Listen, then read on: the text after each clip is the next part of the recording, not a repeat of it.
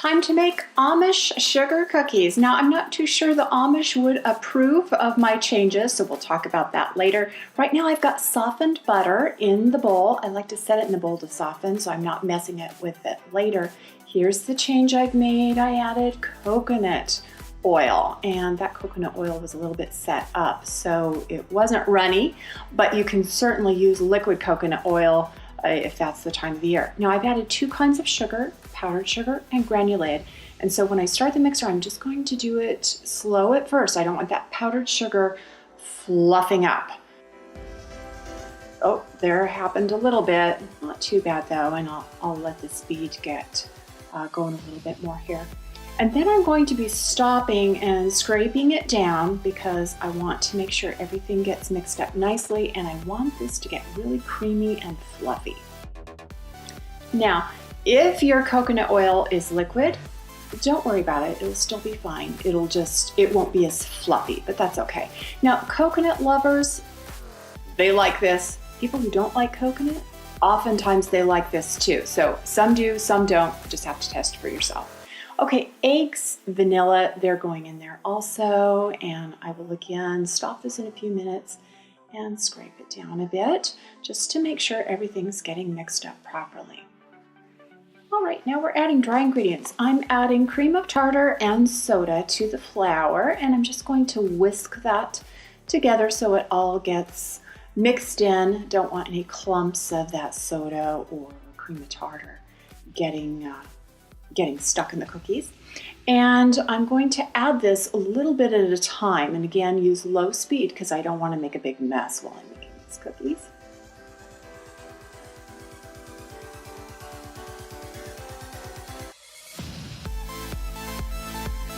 Okay, now we'll make our final addition.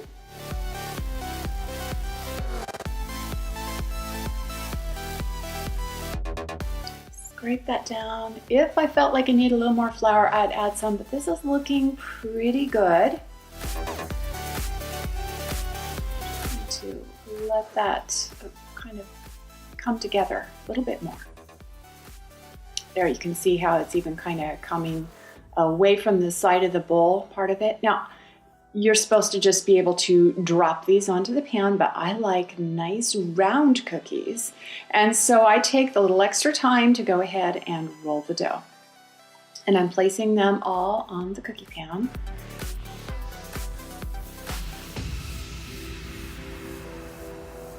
Now I'm ready for sprinkles. And as much as I love these rainbow sprinkles, these jimmies, they call them, they tend to melt in the heat of the oven, so their colors kind of bleed out. Not the prettiest.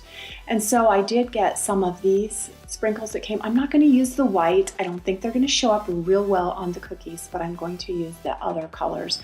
For Valentine's, of course, you can use any colors you want. And of course, I'm going to put some red in there too.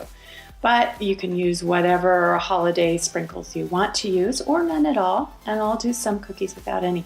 Now I'm just dipping these in once. When you look at the finished cookie, I would have rolled it around in the sugar just a little bit more. Rolled those sides around, you'll see when those cookies are finished. And we're going to put these into the oven, 375-degree oven, and we're going to bake those for about 10 minutes. I'm going to switch them partway through though. So they're on different racks. Of course, if you just had one pan of cookies, you could put them in the middle and leave them in the oven the whole time, 8 to 10 minutes. And there they are. And you'll notice a couple of them got a little close, so they snuggled together. I'm just going to take those off the pan. See what I mean by some of the sugar not being fully on the top? That's why I would have rolled it just a little bit more. You can see here, well, if you got close enough, you could see that kind of the colors bled. If that doesn't really bother you, that's okay. They did the same thing on the reds, sugar, so you can see they're not really separate. I think the pink sugar turned out really well though. Just serve these up, and you'll see even the ones without the sugar, oh, they look really pretty, just a little crackles on top.